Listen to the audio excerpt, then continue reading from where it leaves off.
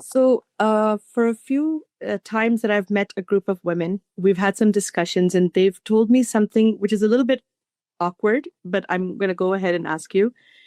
They say that according to Islam, if a man wants to have, or a husband wants to have marital relationships with his wife, then she absolutely has to say yes. And if she doesn't say yes, then she'll be doomed, etc.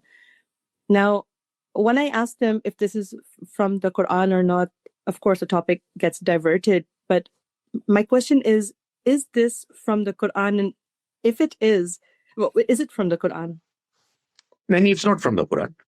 They understand it from Hadith. और ये मैं आपको बताऊं, देखें, whether it is the Quran or Hadith, ये मैं अपनी कुरान मजीद की प्रेजेंटेशन में I have been saying it over and over again. एक बड़ा इंपॉर्टेंट प्रिंसिपल है, the principle of sometimes I call it ellipses. It's a principle of brackets.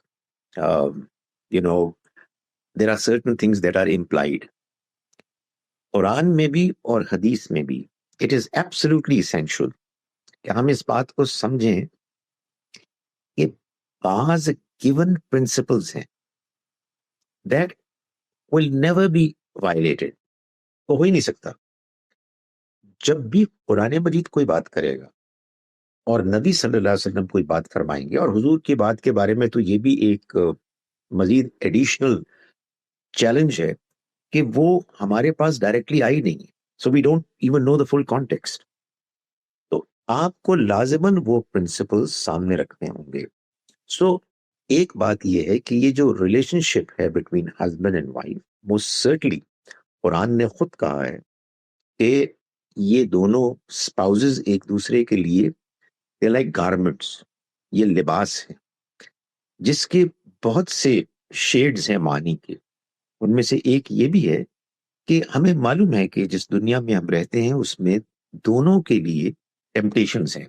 Allow me to से मर्दों के लिए कुछ इस मामले में ज्यादा है. So the wife has to take into consideration that reality. Having said that, इसका ये हरगिज मतलब नहीं है कि हस्बैंड जब चाहे जो चाहे करे. एक अच्छा हस्बैंड हमेशा इस बात का लिहाज रखेगा कि उसकी wife is she inclined, is she in a mood. वो आपस में बातचीत करेंगे और इसको वर्कआउट करेंगे like any other challenge in life.